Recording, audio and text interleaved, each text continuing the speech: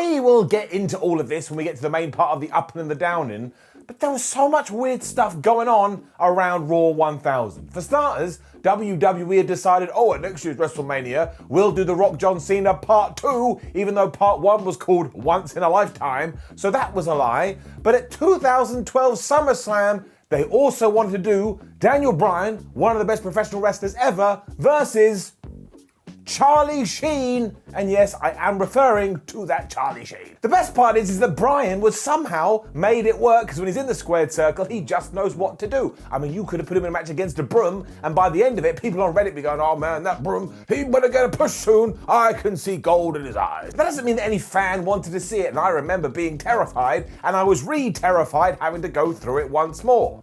But WWE really did take all of their eggs and throw it into this basket, because Raw 1000, well, it was a little bit of a beast. Because they got a 3.86 rating out of this, and do not forget that the most recent episode of Raw got a 1.64 or something like that, but also 6.04 million viewers decided to tune in, even though it was a 3-hour show. When it came to WWE's 3-hour shows, this was the most viewed one ever. This was very handy for WWE because they were using Raw 1000 as their tipping off point to turn their Monday night flagship show into a 180-minute event. So if you're ever wondering why USA just went ahead with this, look how well the first one did. Nobody thought they were going to suffer, apart from you and me and every other single person that was going to tune in when we looked at our calendars on a Monday night. Do not worry though, we were not alone. There are so many reports out there from 2012 where essentially everybody behind the scenes was like,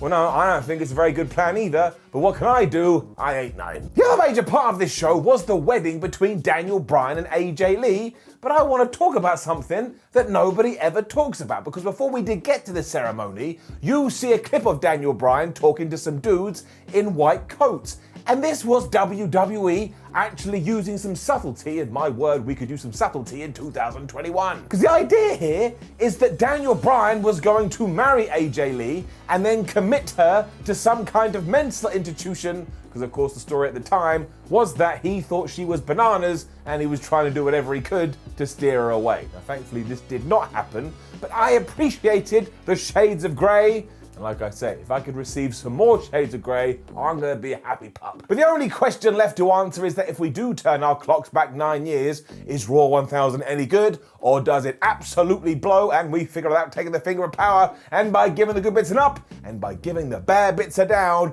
sit yourself in that chair and let's up those downs for Raw 1000. During the opening video for Raw 1000, you'll get all these memorable clips that we were able to enjoy and experience over the years, and then from nowhere, you get Kai and Ty and Val Venus going choppy choppy pee-pee. How the hell did that get in there? Who wanted to be reminded about a time a group decided, oh, we're just gonna chop off Val Venus's penis? So never forget this, never forget, WWE doesn't actually know when they've dropped the ball on a skit, and they will shift it into things like this.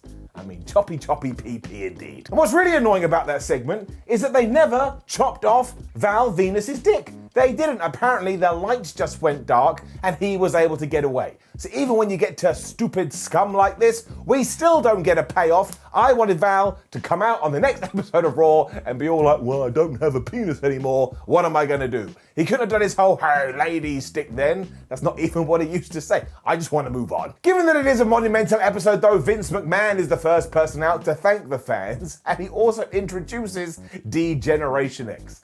I always forget they got back together in 2012. It just seems so weird. Michael Cole and Jerry the King Lawler go out of their way to let us know that it was way back in August 97 when DX first formed, and that was the start of the Attitude Era, and you can argue that till the cows come home. But even here, years later, it's hard to argue the fact that Shawn Michaels and Triple H aren't just over like crazy. The fans love them. The 2012 version of the group is nothing like this one from the late 90s though, and that's the whole point of this skit, because Triple H is all like, oh man, didn't we used to have a couple of other people with us? So out comes Badass Billy Gunn, out comes the Road Dogg, and out comes X-Pac, and once again, every single person in that building is just crying because they're so happy with what they're seeing. The word ass gets bleeped, which is a little bit weird, even in a PG era, but these dudes are having so much fun, you can't help but get into it either. especially when they get interrupted by Damien Sandow. Now this was peak Sandow, who does launch into one of his intelligent speeches, and every time I do see him on WWE TV,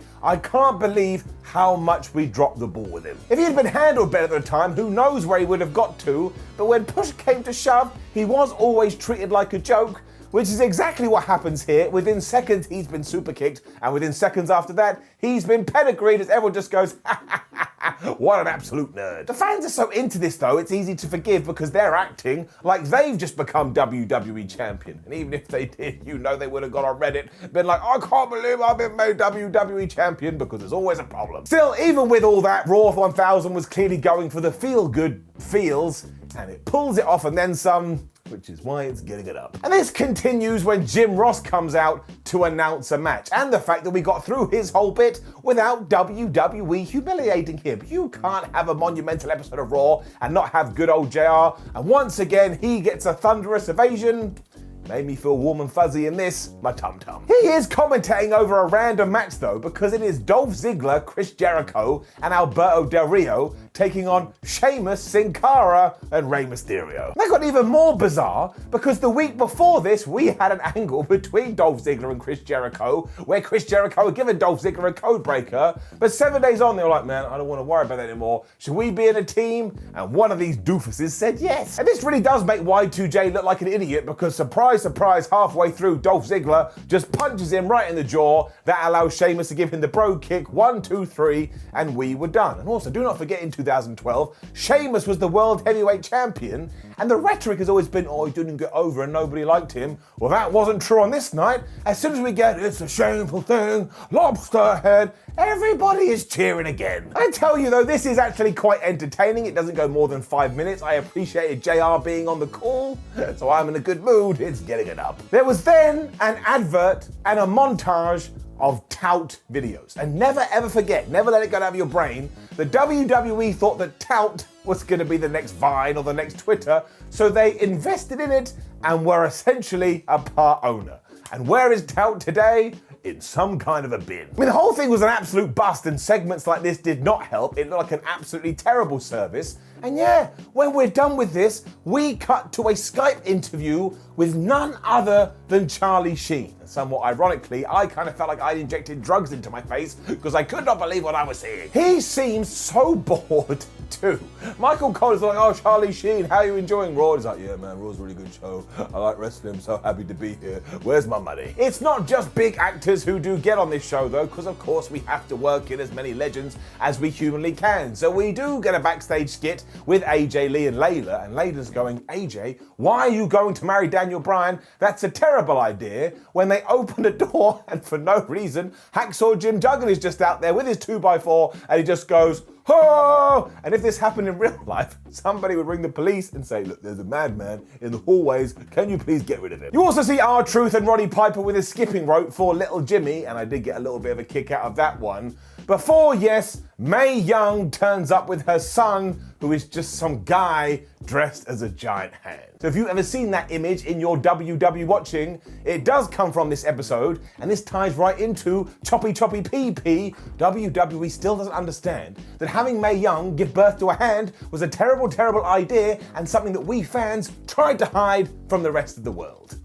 What are you gonna do? We then got some more evidence that WWE actually hasn't changed in a decade. Because it is Brodus Clay versus Jack Swagger, and let me just check the time. That's right, it went 15 seconds down. This was also during a time where Jack Swagger had done something to run afoul of the office, so he was being punished. So not only was he on a losing streak, but yeah, Brodus Clay just gets to the ring, clonks him on the head, hits the big splash, 1, 2, 3, and it was just done. Dude Love is then in the ring dancing with Brodus Clay, because again, we have to feature as many legends as we perfectly can, and he applies the mandible claw to Jack Swagger, just to let you know, if you wanted to get behind Swags at all, you absolutely shouldn't. Don't get me wrong, it's always nice to see Mick Foley, but no wonder Jack Swagger decided to leave. We then had another odd choice when it came to nostalgic memories, because we spin that whole Triple H and Trish Stratus segment from way back in the Attitude Era, when Stephanie McMahon walked in and thought, oh man, even though you're wearing clothes, I think you may be having sex. Those two are back at it, but this time it's Trish Stratus trying to show Triple H some yoga moves,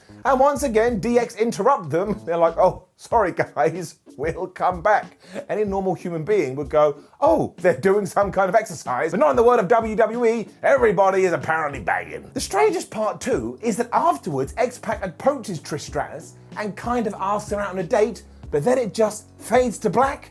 So there's another one where you never got any kind of payoff to that. So here I'm wondering what the hell went down. I was quite surprised next because we do then go straight to the wedding. And usually when you do have some kind of marriage or wrestling shows, it's saved for the main event. But Raw 1000 actually pulls out the big guns when it comes to that segment. So we were doing it here. And I tell you this, it is a jolly old good time. WWE had run a poll on their website and 75% of people had told AJ Lee not to marry Daniel Bryan. This is one time you should listen to the internet.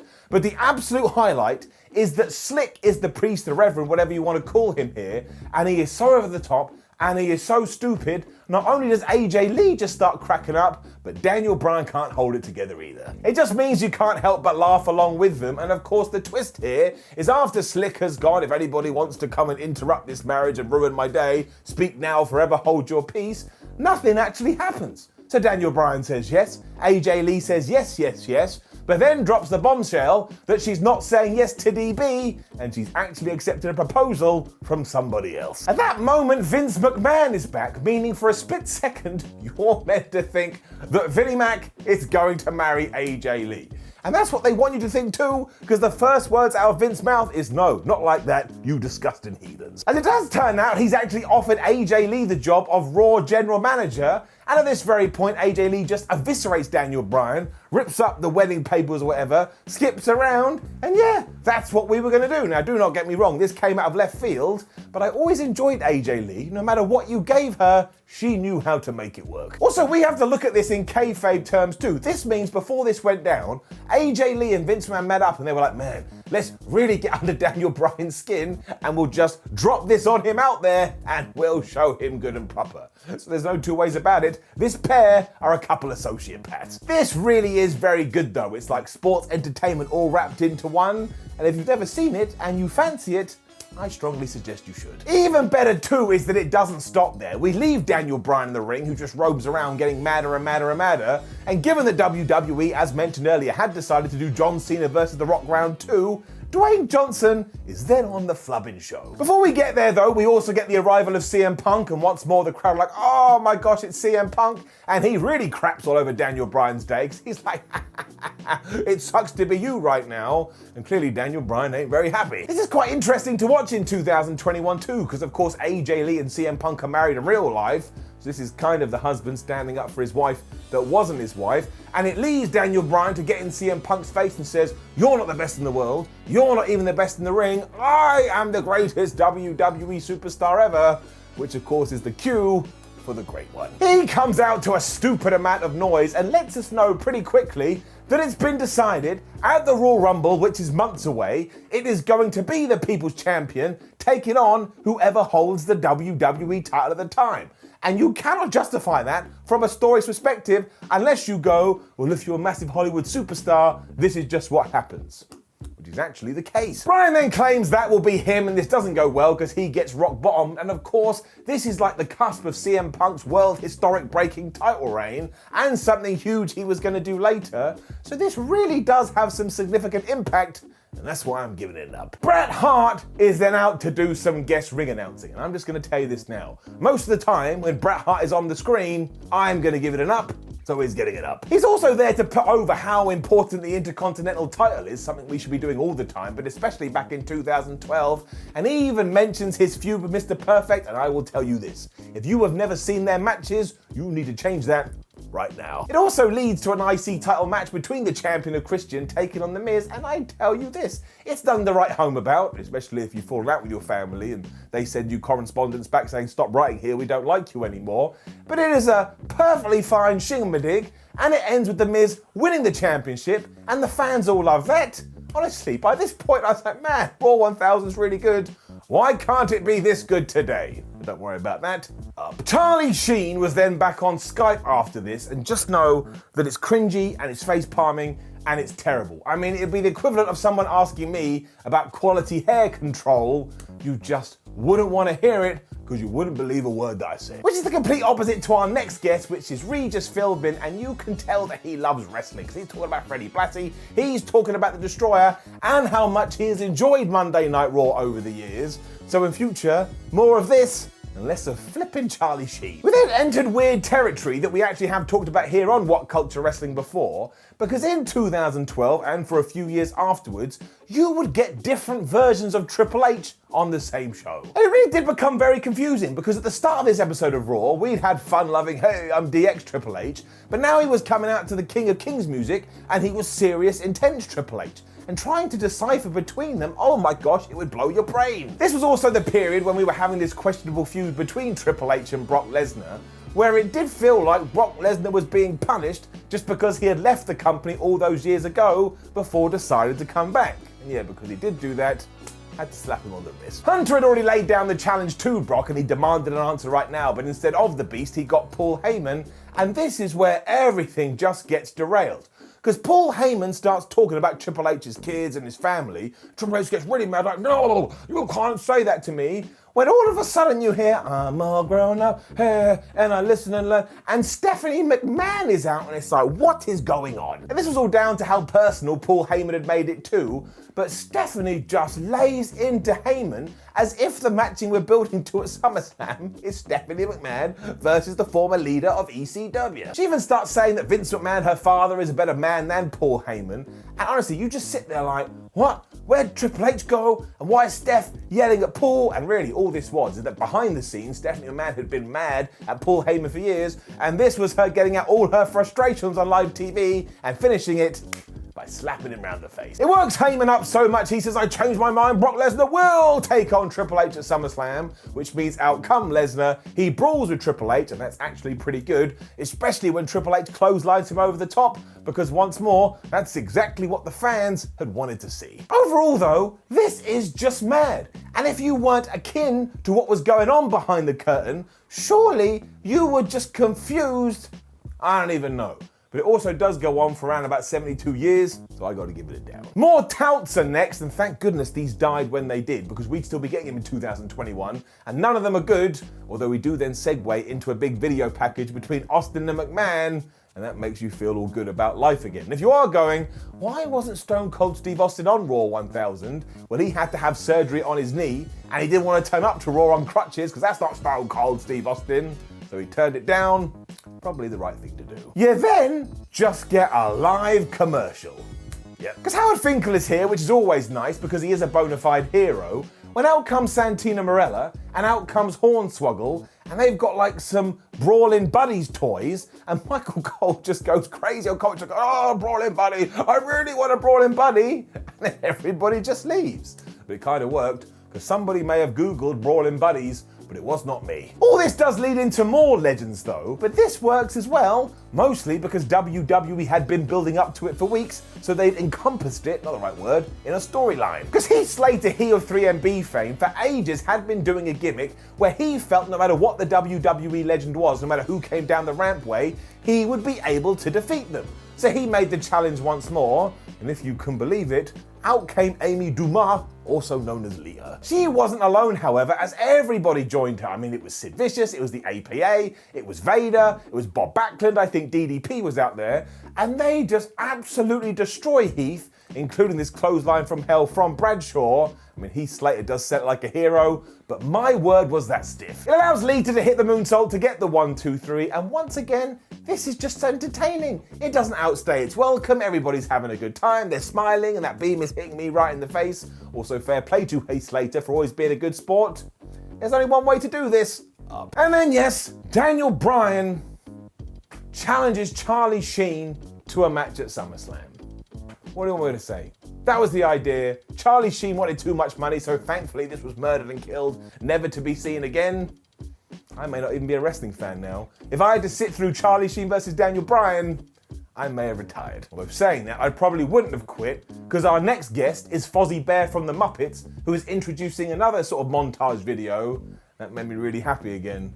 I mean, who doesn't love the Muppets? We then get our first hint that we're probably going to do Rock versus John Cena #2 at next year's WrestleMania. Because Zack Ryder is talking to Mean Gene Okerlund and going, man, I think you were behind those GTV segments back in the day. And Mean Gene is so mad about this. He's like, no, I wasn't. I was working at WCW when The Rock and John Cena bump into each other. And they're quite friendly here, but you can see what WWE is doing. I mean, really, this was so obvious. Vince McMahon could have walked into the shop with a t-shirt saying, hey, next year's WrestleMania, Rock versus John Cena. But look, both of those matches made so much money. I suppose that is the point. We then just get the most tremendous segment given where people are today, and is kind of so convoluted, I am just going to have to read it for you. But Kane is out for a match with Jinder Mahal, and I always forget how long Jinder has been around, but he is surrounded by a posse, including Kurt Hawkins, who is now in Impact, Tyler Rex, who is now Gabby Tuft, and more power to her, Hanako, who is eventually going to become the new Sin Cara, Camacho, who is now New Japan as Tangaloa, and Drew McIntyre, who of course now is a former WWE champion. I mean, that is just bonkers. They're all going to jump Kane because screw that guy, but really, given that it is Raw 1000, you can see what's coming a mile off. And doubly so for me, because I've already watched this show before. But The Undertaker's dong, and I mean his bell, not his penis, starts to sound, and out comes Kane's brother to stand next to him as the Brother of Destruction, as they absolutely destroy all of these guys. And while this is a great moment, you do have to look at all the other people and go, well, you just look like absolute geeks. Word at the time, too, was that Undertaker was so beaten up for his Hell in a Cell match at WrestleMania against Triple H, he even had to have some help taking his jacket off. And I am not surprised. He went into WrestleMania not at 100%. And if you go back and watch that War now, I mean, I probably would have been dead. I don't know how Mark Calloway was still walking around. This is the kind of special edition Raw nonsense that I absolutely love, though, even though some other people did have to suffer to create it. But again, this was 9 years ago. I don't have to care about that. Up. Charlie Sheen was then back, and I'm sorry, this was just one time too many, and I'm giving it a down. He was mentioning this proposed scrap with Daniel Bryan, and I got scared again, even though I know it doesn't happen. And also, the fans start booing him here, because of course they do. It'd be like inviting somebody around to your house for your birthday, and they come up and go, hey, Merry Christmas. You'd be like, man, you don't know what's going on. Please leave my premises right now. This is also the last thing we see before we do get to our main event, but it's such a main event, screw it. Because CM Punk was defending his WWE title against John Cena, who a week prior had said, I'm gonna cash in my Money in the Bank. I mean, that is pretty high stakes. It didn't take long before you saw how this was going to play out, but still, they do take you on a roller coaster. Because as soon as the referee gets bumped, John Cena hits the AA so he can pin CM Punk for a visual 1, 2, 3, but again, we don't have an official, so what are we going to do? Well, Big Show decides he's going to get in there, give John Cena the choke slam and giving him the knockout punch, but the story is that as CM Punk comes to, he's like, oh man, what's going on? I didn't want any of this to happen, to the point, even though he revives the referee, he doesn't know whether he should make the pin. And he remembers he wants to be WWE champ and he makes the pin, but Cena kicks out at 2. You still think you're going to get an ending as well when Cena reverses the GTS into an STF, but that's when the Big Show is back and he just clonks John Cena right on the head. And of course, we have to get a disqualification. But this works because there's more. Michael Cole and Jerry Lawler then continue to go nuts as they say, oh, CM Punk should be helping here, but dun dun dun, he's not. And just to send these fans into overdrive, all of a sudden you get, if you smile, and out comes The Rock for a second time, and I think every single one of them died. Now, it kind of comes across like he's going to help out Jolly Boy, but really he just attacks the Big Show, gives him a spine buster, and as he's about to hit the people's elbow, CM Punk is back in the ring, he clotheslines The Rock, and he finishes him off with a special GTS. Now, yes, you can be saying to yourself, why should I consider CM Punk a bad guy, given that about an hour before this, The Rock looked at him and said, I'm going to take your title, but that is what you were meant to take away from this, and it really is a pretty cool bit. The crowd is kind of split though, because some people are booing and some people are cheering, but you know what this is the catalyst for, and I just thought it was tremendous. At the end of a Raw that was Raw 1000, you had John Cena and The Rock and all these other guys, the last person you see is CM Punk, and he's coming across like a major star. I mean, imagine a major angle like that ended Raw today. I mean, it's not gonna happen. It's actually impossible. CM Punk ain't even employed by the company. It left me feeling excited though, even though we're here in 2021. But if you can do that all this time later, well, you damn sure getting it up. As is the show overall. I don't remember Raw 1000 being this good, and it's probably because I wasn't burned out on the whole 3-hour concept, but this does prove if you want to do it, you can do it. So if you have nothing better to do with your day, I actually think you should go watch Raw 1000. I had a whale of a time, and it's getting it up. Now please do leave a comment below and let us know what you thought about Raw 1000 back then or back now, whatever the hell you want to do, and make sure you say, hey Simon, I want you to review this show next week, and I'll pick the best and I'll put them in a poll. Then like the video, share the video, and subscribe. Head over to WhatCulture.com where you can read about pro wrestling. Come say hello like this on social media, and there's loads of other retros, ups and downs. Why don't you go watch No Way Out 2000 from last week? I promise you will have a good time. My name is Simon for WhatCulture. Thank you for joining me as always, and I will see ya when I see ya.